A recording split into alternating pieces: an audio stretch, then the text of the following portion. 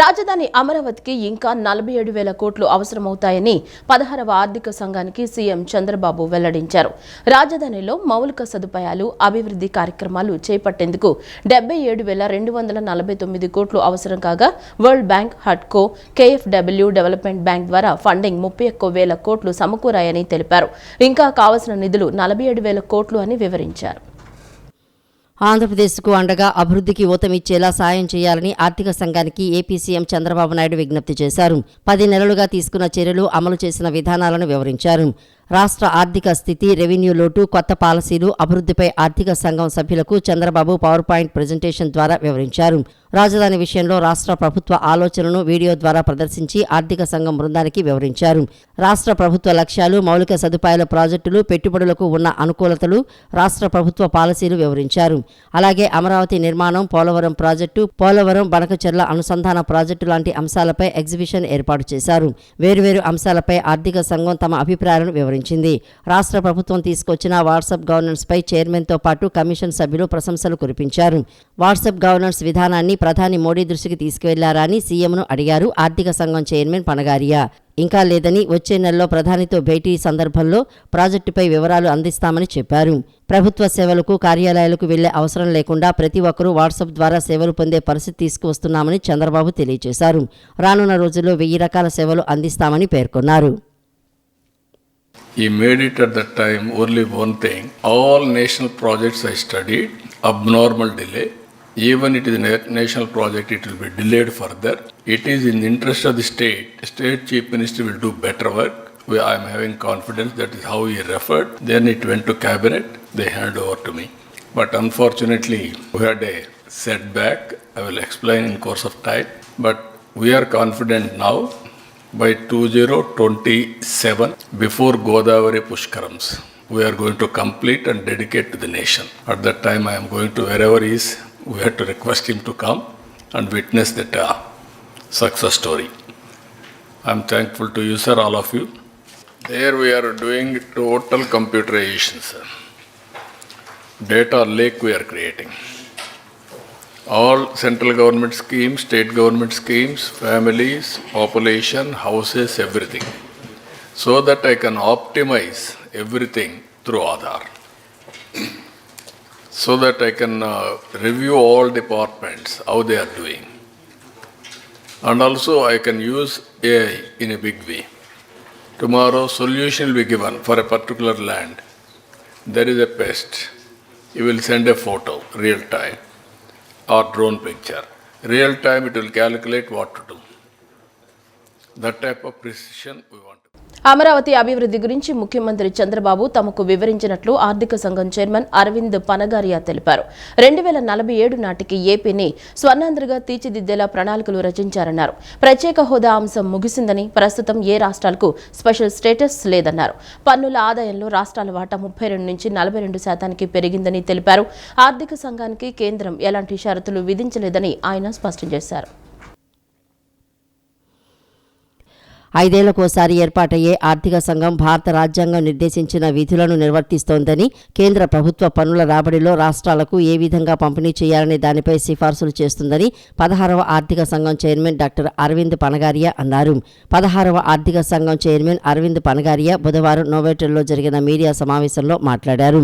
ఆర్థిక సంఘం సిఫార్సుల ఆధారంగా కేంద్రం నుంచి 28 రాష్ట్రాలకు పన్నుల నికర రాబడి పంపిణీ అవుతుందన్నారు.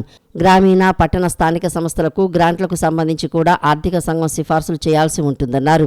అదేవిధంగా విపత్తు ఉపశమనంతో పాటు రాష్ట్ర రంగాల వారీగా నిర్దిష్ట గ్రాంట్లను కూడా పరిశీలిస్తుందన్నారు.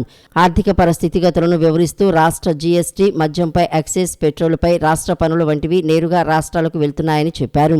కొన్ని పన్నులు నేరుగా కేంద్ర ప్రభుత్వానికి వెళ్తాయని, అదేవిధంగా కొన్ని సుంకాలు, సర్ఛార్జీలు కూడా కేంద్రానికి నేరుగా వెళ్తాయన్నారు.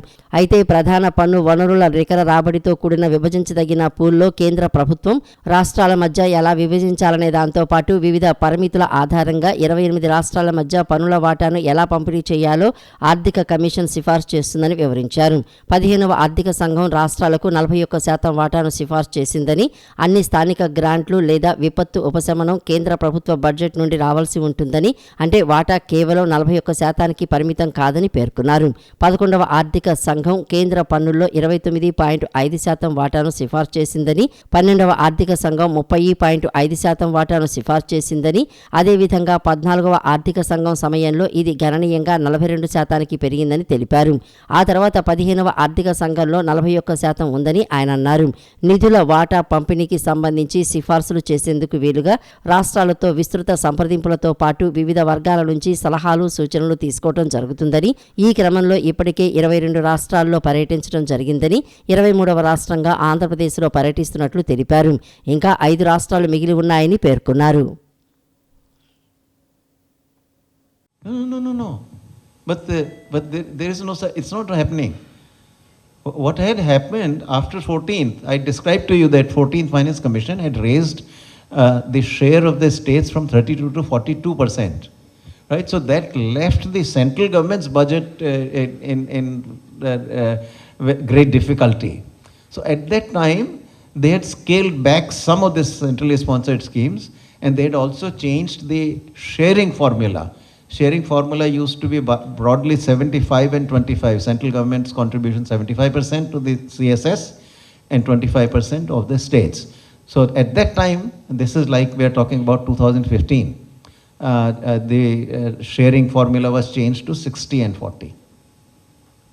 But right now, there is no such move. And the clearly, central government, in fact, is also, centrally sponsored schemes are also an instrument for further equalization, right? Areas in which if the states are not doing enough and more needs to be done, then the central government actually uses the CSS as an instrument to fill that gap. Swarnandhra 2047 ప్రణాళికకు ఆర్థిక సంఘం అండగా నిలవాలని ఉప ముఖ్యమంత్రి పవన్ కళ్యాణ్ కోరారు. ఆర్థిక సంఘం చైర్మన్ పనగారియా బృందంతో జరిగిన సమావేశంలో ఆయన పాల్గొన్నారు. రాష్ట్రాభివృద్ధిలో గ్రామీణ ప్రాంతాలు కీలకంగా వ్యవహరిస్తాయని తెలిపారు.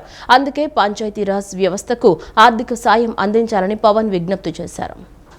పంచాయతీరాజ్ వ్యవస్థను బలోపేతం చేసేందుకు ఆర్థిక సంఘం సహకారం అవసరమని, గ్రామీణ ఆంధ్రప్రదేశ్ అభివృద్ధి వికసిత్ భారత్ లక్ష్య సాధనలో కీలక పాత్ర పోషిస్తుందని రాష్ట్ర ఉప ముఖ్యమంత్రి, పంచాయతీరాజ్ మరియు గ్రామీణాభివృద్ధి శాఖ మంత్రి స్పష్టం చేశారు. గ్రామాల్లో సమగ్రాభివృద్ధి ద్వారా ఉపాధి అవకాశాలు పెంపొందించి వలసలు అరికట్టడం, ఆహార భద్రత కల్పించడం సాధ్యమవుతుందన్నారు. పంచాయతీరాజ్ వ్యవస్థను బలోపేతం చేసేందుకు ఆర్థిక సంఘం సహకారం అవసరమని పవన్ తెలిపారు. పర్యావరణ హితంగా ఆర్థికంగా పంచాయతీలను అభివృద్ధి చేసేందుకు కేంద్ర ప్రభుత్వం సహకరించాలని కోరారు. రాష్ట్ర సచివాలయంలో 16వ ఆర్థిక సంఘం సభ్యులతో జరిగిన సమావేశంలో 9 ముఖ్యమైన అంశాలతో కూడిన ప్రతిపాదనలు సమర్పించబడ్డాయి. సమావేశంలో ముఖ్యమంత్రి, మంత్రులు, ఉన్నతాధికారులు పాల్గొన్నారు. మహాత్మా గాంధీ చెప్పినట్లుగా భారత భవిష్యత్తుకు పల్లెలు పట్టుకొమ్మలు అన్నదాన్ని స్ఫూర్తిగా ప్రతి గ్రామాన్ని డిజిటల్ పంచాయతీగా అభివృద్ధి చేయాలనే లక్ష్యంతో వేగవంతమైన ఇంటర్నెట్ సేవలు అందించనున్నట్లు తెలిపారు. వ్యవసాయం, మార్కెట్, రహదారులు, పంపిణీ హబ్బులు, గుంతలు లేని రహదారుల నిర్మాణం మొదలైన కార్యక్రమాలపై దృష్టి సారించామని చెప్పారు. పంచాయతీరాజ్ వ్యవస్థలో ఏకీకృత సేవల విధానం, సిబ్బంది నియామకాలు, నాయకత్వ శక్తి పెంపుదల వంటి అంశాల్లో సమూల మార్పులు తీసుకువచ్చినట్లు వివరించారు.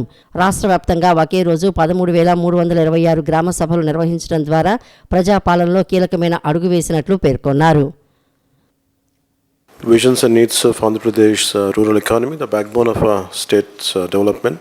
Andhra Pradesh seeks a shared responsibility model, aligning rural development with national inclusive and sustainable growth while ensuring the well-being of its people. And we aim to digitally empower every Gram Panchayat with high-speed internet, develop farm-to-market roads, establish rural logistic hubs, and ensure pothole-free roads.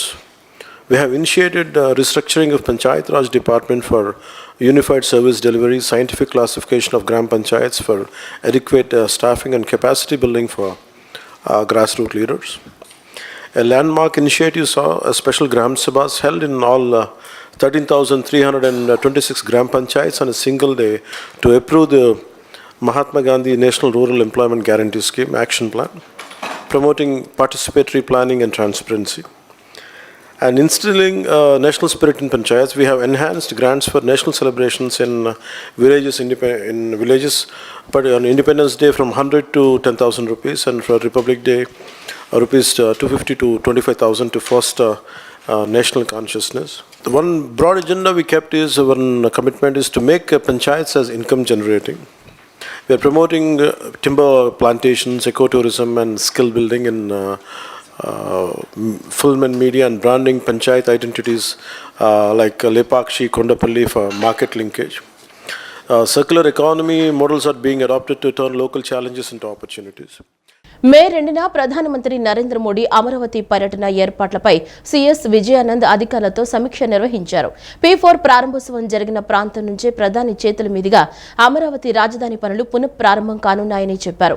ప్రధాని పర్యటనకు కట్టుదిట్టమైన పటిష్ట ఏర్పాట్లు చేయాలని CS ఆదేశించారు. ప్రధానమంత్రి నరేంద్ర మోడీ మే 2వ తేదీన అమరావతి రాజధాని పనులు పునఃప్రారంభించేందుకు రానున్నారని, అందుకు సంబంధించి పటిష్టమైన ఏర్పాట్లు చేయడం జరుగుతుందని ప్రభుత్వ ప్రధాన కార్యదర్శి కె విజయానంద్ వెల్లడించారు. ఈ మేరకు ప్రధాని పర్యటన ఏర్పాట్లపై బుధవారం రాష్ట్ర సచివాలయంలో అధికారులతో సమీక్షించారు.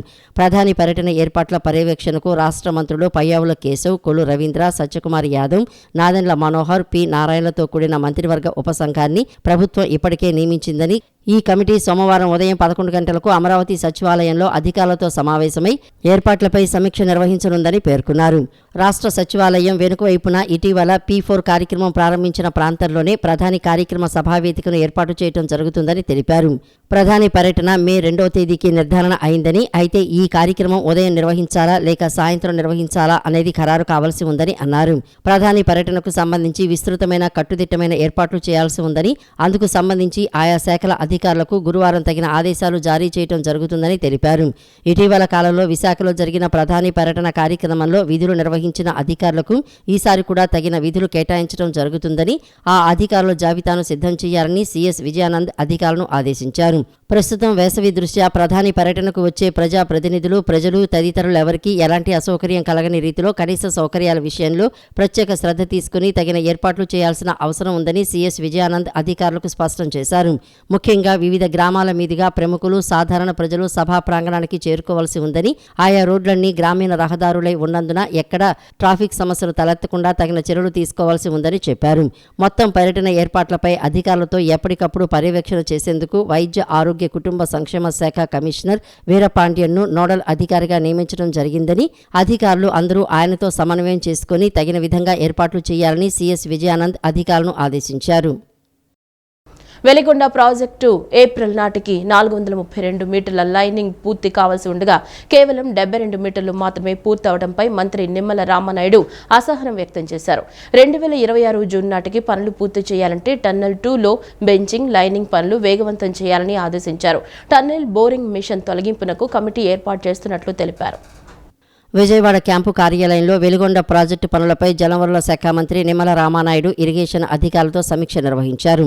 ఈ సమీక్షలో ఈఎన్సీ ఎం వెంకటేశ్వరరావు, ప్రాజెక్టు సిఈ, ఎస్ఈ తదితర ఉన్నతాధికారులు పాల్గొన్నారు. ఈ సందర్భంగా మంత్రి మాట్లాడుతూ, ఏప్రిల్ నెలలో పూర్తి కావాల్సిన 432 మీటర్ల లైనింగ్ పనుల్లో ఇప్పటి వరకు కేవలం 72 మీటర్లు మాత్రమే పూర్తి కావడం నిరాశాజనకమని, దీనిపై ఏజెన్సీ అధికారులపై అసహనం వ్యక్తం చేశారు. ప్రాజెక్టును 2026 జూన్ నాటికి పూర్తి చేయాలనే లక్ష్యంతో టన్నెల్ 2లో బెంచింగ్, లైనింగ్ పనుల వేగం పెంచాలని మంత్రి ఆదేశించారు. టన్నెల్ 2లో చిక్కుకున్న బోరింగ్ మిషన్ తొలగింపు కోసం టీబీఎం విలువను నిర్ధారించేందుకు కమిటీని నియమిస్తున్నట్లు తెలిపారు. కోర్టు స్టే ఆర్డర్ వల్ల టీబీఎం తొలగింపు సాధ్యపడకపోతే మిషన్ ఉన్న ప్రాంతాన్ని పక్కనే సమాంతరంగా మరో టన్నెల్ నిర్మాణానికి ప్రతిపాదన సిద్ధం చేయాలని అధికారులను ఆదేశించారు. ప్రాజెక్టులో కీలకమైన ప్యాకేజీ 2, ప్యాకేజీ 4 పనుల కోసం 106.39 కోట్ల వ్యయానికి మంత్రివర్గం ఆమోదం తెలిపిందని పేర్కొన్నారు. ఫీడల్ కెనాల్, తీగలేరు, కాలువ హెడ్ వర్కర్స్, తూర్పు ప్రధాన కాలువ హెడ్ రెగ్యులేటర్ పనులను ఏజెన్సీలకు అప్పగించేందుకు కూడా కేబినెట్ అనుమతినిచ్చిందని తెలియజేశారు. నాటకరంగ కళాకారులను ప్రోత్సహించడంలో భాగంగా ఈ ఏడాది నుంచి కూటమి ప్రభుత్వం నంది అవార్డులు, నంది నాటకోత్సవాలను పునఃప్రారంభించనున్నామని మంత్రి కందుల దుర్గేష్ తెలిపారు. ఎక్కడైతే కవులు, కళాకారులు సంతోషంగా ఉంటారో ఆ రాష్ట్రం సుభిక్షంగా ఉంటుందని చెప్పుకొచ్చారు. యువత నాటక రంగంపై ఆసక్తి కలిగే విధంగా సాంఘిక, ఆధునిక నాటకాలకు పెద్దపీట వేయాలని మంత్రి దుర్గేష్ అన్నారు. ఆంధ్రప్రదేశ్ రాష్ట్ర చలనచిత్ర, టీవీ మరియు నాటకరంగ అభివృద్ధి సంస్థ ఆధ్వర్యంలో శ్రీ కందుకూరి వీరేశలింగం పంతులు 177వ జయంతిని పురస్కరించుకుని తెలుగు నాటకరంగ దినోత్సవాన్ని విజయవాడలోని తుమ్మలపల్లి వారి క్షేత్రయ్య కళాక్షేత్రంలో వేడుకగా నిర్వహించారు. ఈ సందర్భంగా రాష్ట్ర స్థాయి మరియు జిల్లా స్థాయి కందుకూరి పురస్కారాలను నాటకరంగ లబ్ధ ప్రతిష్ఠలకు అందజేశారు. ముందుగా ముఖ్య అతిథులు కందుకూరి వీరేశలింగం చిత్రపటానికి పూలమాలలు వేసి ఘనంగా నివాళులర్పించారు. అనంతరం ఏర్పాటు చేసిన సభలో రాష్ట్ర పర్యాటక, సాంస్కృతిక, సినిమాటోగ్రఫీ, సినిమాటోగ్రఫీ శాఖ మాచిలు కందుల దుర్గేష్ మాట్లాడుతూ నాటక రంగ కళాకారులను ప్రోత్సహించడంలో భాగంగా ఈ ఏడాది నుండి కూటమి ప్రభుత్వం నంది అవార్డులు నంది నాటకోత్సవాలను పునఃప్రారంభించనున్నామని తెలిపారు. గత 5 ఏళ్లలో కళారంగం అధపాతాళానికి పడిపోయిందని, కవులు కళాకారులను పట్టించుకున్న వారే లేరని విమర్శించారు. ఎప్పుడైతే కవులు కళాకారులు సంతోషంగా ఉంటారో ఆ రాష్ట్రం సుభిక్షంగా ఉంటుందని తెలిపారు. శ్రీకృష్ణదేవరాయల సభలో అష్టదిగ్గజాలకు స్థానం కల్పించడంతో పాటు కళాకారుల్లోని ప్రతిభను గుర్తించి వారిని సముచితంగా సత్కరించేవారని, అందుకే రాయల వారి పాలన గురించి నేటికీ చెప్పుకుంటున్నామని గుర్తు చేశారు. నేటి యువత ఓటీటీలపై మొగ్గు చూపుతున్నారని, కానీ అసలైన ఆనందం పద్య గద్య నాటకాల్లో ఉందన్న విషయం మన వారికి అవగతమయ్యేటట్లు చెప్పగలిగితే ఫలితం ఉంటుందని, యువత నాటక రంగంపై ఆసక్తి కలిగే విధంగా సాంఘిక ఆధునిక నాటకాలకు పెద్దపీట వేయాలని మంత్రి దుర్గేష్ అన్నారు. మన రాష్ట్రంలో నేషనల్ స్కూల్ ఆఫ్ డ్రామా ఏర్పాటుకు కేంద్రం ఇప్పటికే హామీ ఇచ్చిందని, రాజమహేంద్రవరం లేదా విజయవాడలో కానీ ఏర్పాటు చేస్తామని మంత్రి కందుల దుర్గేష్ తెలిపారు. నాటక రంగం అవార్డుల ఎంపికలో పూర్తి పారదర్శకత పాటించామని, జ్యూరీ సభ్యులు కేవలం ఉత్తమోత్తములను ఎంపిక చేశారని వారికి అభినందనలు తెలిపారు. ప్రభుత్వం కళలు కళాకారులను ప్రోత్సహిస్తుందని, దీనిలో భాగంగా ఇప్పటికే ఉగాది పురస్కారాలను అందించామని తెలిపారు. గత ప్రభుత్వం కళాకారులను ప్రోత్సహించే ఏ ఒక్క కార్యక్రమం చేపట్టలేదని ఆగ్రహం వ్యక్తం చేశారు. కళాకారులను గౌరవించే సంస్కారం కూటమి ప్రభుత్వానికి ఉందని, ఇకపై ప్రతి ఏడాది కళాకారులను ప్రోత్సహించి నాటక రంగానికి మళ్లీ జీవం పోస్తామని అన్నారు. అనంతరం జ్యూరీ సభ్యులను మంత్రి కందుల దుర్గేష్ ఘనంగా సత్కరించారు. నంది అవార్డులు, నంది నాటకోత్సవం రెండూ కూడా ఈ సంవత్సరం ఖచ్చితంగా నిర్వహిస్తామనేటువంటి మాటని మీ అందరి యొక్క ఆధ్వర్యంలో తెలియజెప్తా ఉన్నాం. దీనికి ముఖ్యమంత్రి గారు కూడా పూర్తి స్థాయిలో సహకరిస్తున్నారనేటువంటి మాటను కూడా మనం చేస్తా ఉన్నాం. దాంతోపాటు ఇందాక మిత్రులు కూడా చెప్పారు, ఈ నాటకం 10 కాలాల పాటు నిలబడాలంటే నాటకానికి ఎప్పుడు ఆదరణ తగ్గలేదు. నేను చెప్పగలను ఈ విషయం. నేను శాసనమండలి సభ్యుడిగా ఉన్నప్పుడు రాజమహేంద్రవరంలో నంది నాటకోత్సవాలు నిర్వహిస్తే బయట స్క్రీన్లు పెట్టి చూపిస్తే కూడా జనం కిక్కిరిసిపోయి ఉన్నారనేటువంటి మాటని మీ అందరికీ మనవి చేస్తున్నాను.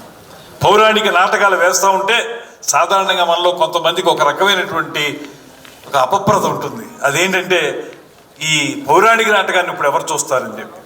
ఆ రోజున మేము వేయించినప్పుడు చాలామంది యువకులు హాల్లో సరిపోకపోతే బయట స్క్రీన్ల ముందు నిలబడి ఆ పద్య నాటకాన్ని చూసి చప్పట్లు కొట్టినటువంటి సందర్భాన్ని కూడా మేము ముందుకు తీసుకొస్తా ఉన్నాం.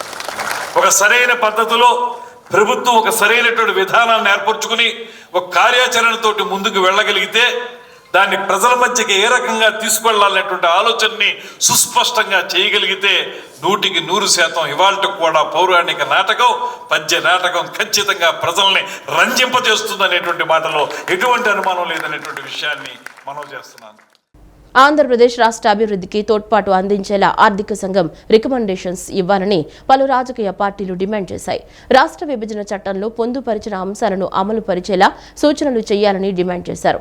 రాష్ట్ర పర్యటనకు వచ్చిన 16వ ఆర్థిక సంఘం రాజకీయ పార్టీలతో సమావేశం నిర్వహించింది. ఈ సందర్భంగా రాజకీయ పార్టీల ప్రతినిధులు వినతి పత్రాలను అందజేశారు. 16వ ఆర్థిక సంఘం చైర్మన్ అరవింద్ పనగారియా విజయవాడలో పర్యటించారు. ఆర్థిక సంఘ సభ్యుల బృందంతో కలిసి విజయవాడ నోవోటెల్ హోటల్లో పొలిటికల్ పార్టీల ప్రతినిధులతో సమావేశం నిర్వహించారు. ఈ సందర్భంగా ఆర్థిక సంఘం చేస్తున్న అంశాలను ఆర్థిక సంఘ చైర్మన్ పనగారియా వివరించారు. సమావేశానికి బీజేపీ నుండి ఎమ్మెల్యే ఆదినారాయణ రెడ్డి, జనసేన నుండి బొలిశెట్టి శ్రీనివాస్, టీడీపీ నుండి అశోక్ బాబు, వైసీపీ నుండి బుగ్గన రాజేంద్రనాథ్ రెడ్డి, కాంగ్రెస్ పార్టీ నుండి మస్తాన్ వలి, సిపిఎం నుండి వై వెంకటేశ్వరరావు తదితరులు హాజరయ్యారు. గత కొన్నేళ్లుగా ఆంధ్ర రాష్ట్ర పరిస్థితి, కేంద్ర ప్రభుత్వం విడుదల చేస్తున్న నిధులు, రాష్ట్రానికి రావాల్సిన నిధులు, గ్రాంట్లు రాకపోవడం వలన జరిగిన నష్టంతో పాటు విశాఖ స్టీల్ ప్లాంట్, పోలవరం, వెనుకబడిన జిల్లాల నిధులు, ప్రత్యేక హోదా అంశాలను లేవనెత్తారు. ఆర్థిక సంఘం మంచి రికమెండేషన్స్ ఇవ్వాలని కోరారు. అప్పుల్లో ఉన్న రాష్ట్రాన్ని బయటపడేలా, అన్ని వర్గాలకు మేలు జరిగేలా ఉండాలన్నారు. స్థానిక సంస్థలకు నిధుల విడుదల, గ్రాంట్లు ఇవ్వకపోవడం వలన కనీస సౌకర్యాలు కల్పించలేకపోతున్నామని ఆవేదన వ్యక్తం చేశారు. ఆయా పార్టీల నేతలు వారి డిమాండ్లను, పార్టీ నిర్ణయాలను 16వ ఆర్థిక సంఘం చైర్మన్ ముందు ఉంచారు. ఈశాన్య రాష్ట్రాలకి 90% 10% రేషియోలో ఇస్తున్నటువంటి కేంద్ర ప్రభుత్వ నిధుల్ని మాకు కూడా కేటాయించాలి. మేము కూడా వెనుకబడి ఉన్నాం. ఏదైతే మనం స్టేట్ విడిపోయిన తర్వాత లోటు బడ్జెట్తో ప్రారంభమైనటువంటి 2014లో అప్పటి నుంచి ఇప్పటి వరకు లక్షలాది కోట్ల రూపాయలు అప్పులు చేసి ఈ రాష్ట్రం వెనకబడిన రాష్ట్రంగా ఉంది. కాబట్టి మమ్మల్ని కూడా కన్సిడర్ చేయమని కూడా రిప్రజెంటేషన్ చేయడం జరిగింది. కాబట్టి ఈ రాష్ట్ర ప్రభుత్వం కూడా చంద్రబాబు నాయుడు గారు కూడా కోరడం జరిగింది. మరి దీని మీద ఆలోచన చేసి మరి మాకు ఈ రాష్ట్రాన్ని ఆదుకోవాల్సిందిగా ఈ రాష్ట్రం తరఫున జనసేన పార్టీ తరఫున కూటమి తరఫున కూడా ఆర్థిక సంఘ చైర్మన్కి సంఘ సభ్యులు కూడా తెలియజేయడం జరిగింది. కాబట్టి వాళ్ళు సుముఖంగా స్పందిస్తారని చెప్పి రాష్ట్రానికి ఏదైతే స్పెషల్ స్టేటస్ అని ప్రత్యేకంగా ఆ రోజు చెప్పారో ఆ స్పెషల్ స్టేటస్ని కేటాయించేదానికి వీలుగా ఫైనాన్స్ కమిషన్ రికమెండ్ చేయాలని రెండో అంశంగా చెప్పడం జరిగింది. అదేవిధంగా ఈ రెవెన్యూ డెఫిసిట్ వీటిని తట్టుకునేదానికి వీలుగా 10 సంవత్సరాల పాటు కేంద్ర ప్రభుత్వం రాష్ట్రాన్ని ఆదుకోవాలని మూడో అంశంగా చెప్పడం జరిగింది. రాజధానికి అప్పులొద్దు, గ్రాంట్లు ఇవ్వాలి, వెనకబడిన ప్రాంతాలకి బుందేల్ఖండ్ తరహా ప్యాకేజ్ ఇవ్వాలి, పోలవరానికి ప్రాధాన్యత ఇవ్వాలి. వీటన్నిటి మీద అందరం కలిసి కూడా అడుగుదాం విడివిడిగా పాటు అని చెప్పాం. కానీ వారి నుంచి స్పందన రాలేదు. మేము మాత్రం ఈ అంశాలు లేవనెత్తాం. రాబోయే కాలంలో ఈ ఆర్థిక సంఘం సరైన రీతిలో రికమెండేషన్లు ఇవ్వాలి. ప్రజల నుండి కూడా కేంద్ర ప్రభుత్వం మీద ఈ ఆర్థిక సంఘం మీద మా ఒత్తిడి మేము తీసుకొస్తాం. సిపిఎంగా మా పాత్ర మేము నిర్వహించాం. 14వ ఆర్థిక సంఘము మొట్టమొదటిసారిగా డాక్టర్ వైవి రెడ్డి గారు ఉన్నప్పుడు 32% నుంచి 42%కు పెంచడం జరిగింది. ఆ తర్వాత డాక్టర్ ఎన్కే సింగ్ గారు 15వ ఆర్థిక సంఘం కూడా 41% ఇవ్వడం జరిగింది. కానీ నిజానికి చూస్తే ఇంచుమించు 10% తగ్గుతుందన్నమాట రాష్ట్రాలకు వచ్చేటప్పటికి. అంటే 42% ఒకవేళ సిఫార్సు చేసినా మనకు వస్తుండేది 32%. అంటే ఒక సామాన్య మానవునికి అర్థం కావాలంటే ఇష్యూ, ఒకవేళ ఒక రాష్ట్రానికి ఒక సంవత్సరము 40,000 కోట్లు రావాలని ఒకవేళ పన్నుల వాటా ఉంటే నిజానికి వచ్చేటప్పటికి 30,000 వస్తుందన్నమాట.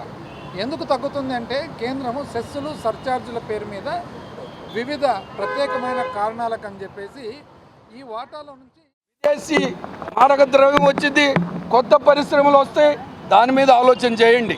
ఇవాళ నేను ఇవన్నీ చెప్పను, ప్రత్యేక హోదా గురించి, పోలవరం, వీళ్ళు ఎట్టాగు దాన్ని ముసుకేసేశారు.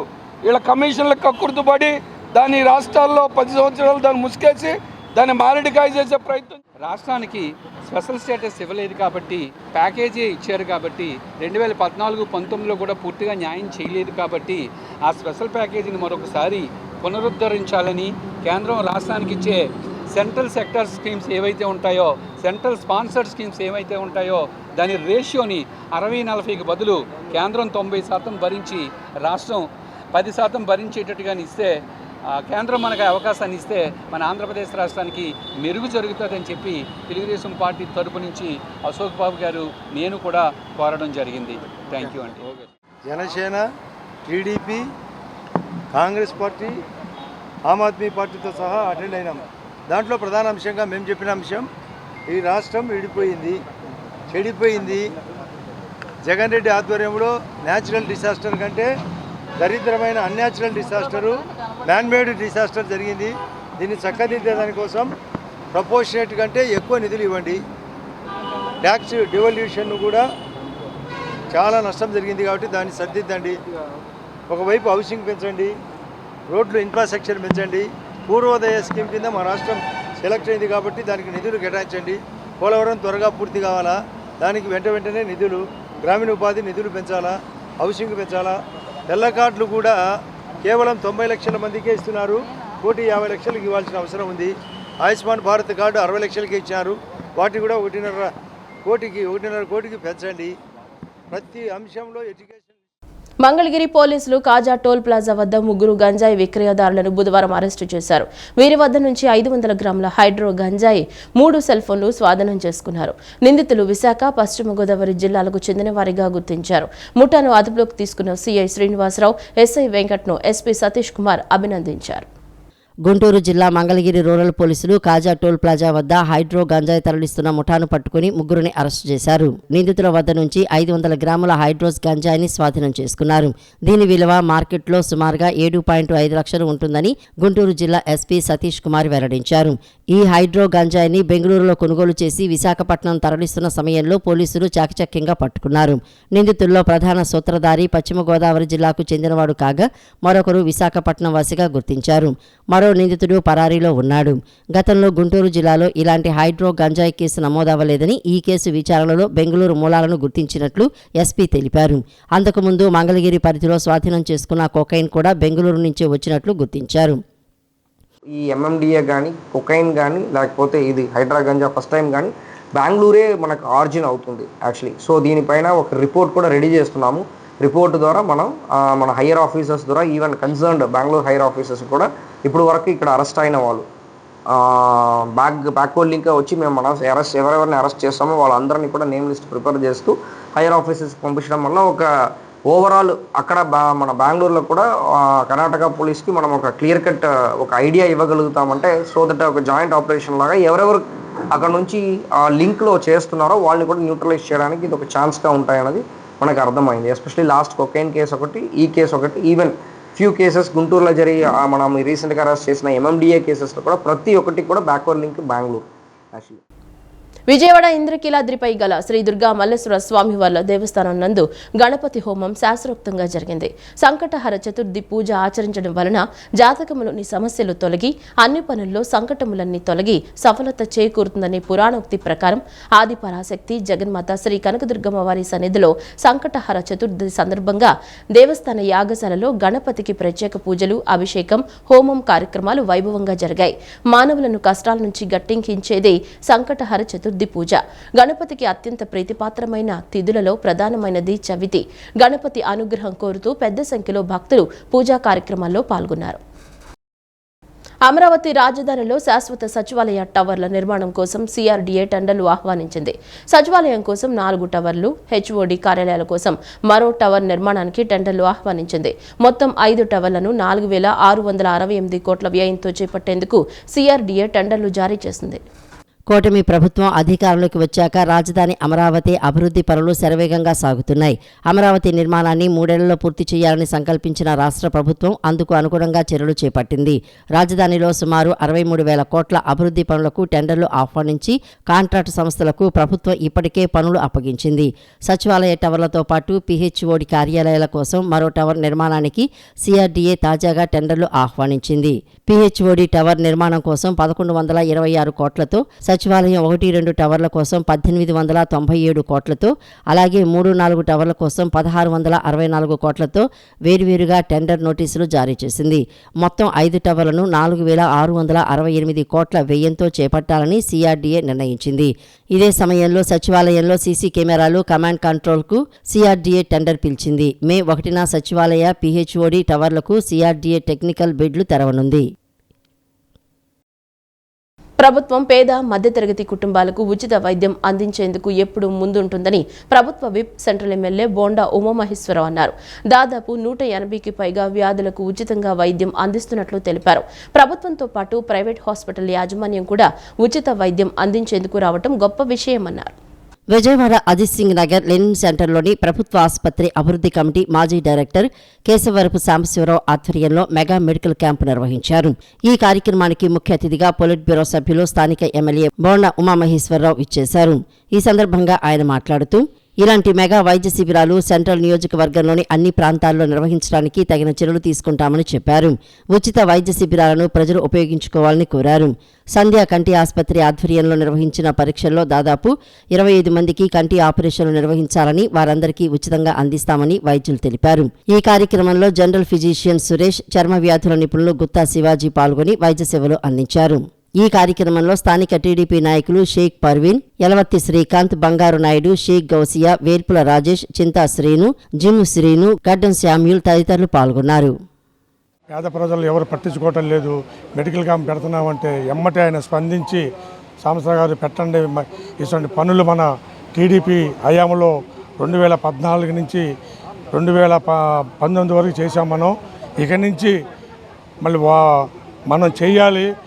ఈ యొక్క క్యాంపుని ఘనంగా చేసి ప్రజల్లోకి తీసుకొచ్చి మంచి పేరు మన టీడీపీకి పార్టీకి చెందాలని చెప్పేసి మన ఎమ్మెల్యే గారు కూడా చెప్పడం జరిగింది. దాన్ని అనుసరించి మేము ఉచిత మెగా మెడికల్ క్యాంపుని పెట్టడానికి విజయవాడలో ప్రముఖ డాక్టర్లు అయినటువంటి గుత్తా శివాజీ గారు, డాక్టర్ సురేష్ గారు, డాక్టర్ కంటి ఆసుపత్రి సంధ్యా అందరూ ఆధ్వర్యంలో మరి మెగా ఉచిత మెడికల్ క్యాంపు మేము నిర్వహిస్తున్నాం. ఇక్కడ ఈ ప్రాంతంలో ఎంతోమంది రోగం చేత బాధపడుతున్నారు. ఎంతోమంది బాధపడుతుండగా ఈ మెగా క్యాంపు నిర్వహించి సేవ చేయాలని, వాళ్ళందరికీ కూడా ఒక మంచి కార్యం తలపెట్టాలని ఇది ఏర్పాటు చేయడం జరిగింది. విశేష స్పందనగా ఈ ప్రాంత ప్రజలు వచ్చారు, నాయకులు ఆశీర్వదించారు. మీడియా వారికి కూడా మా హృదయపూర్వక ధన్యవాదాలు తెలియపరుస్తాను. ఈ వార్తలు ఇంతటితో సమాప్తం. నమస్కారం.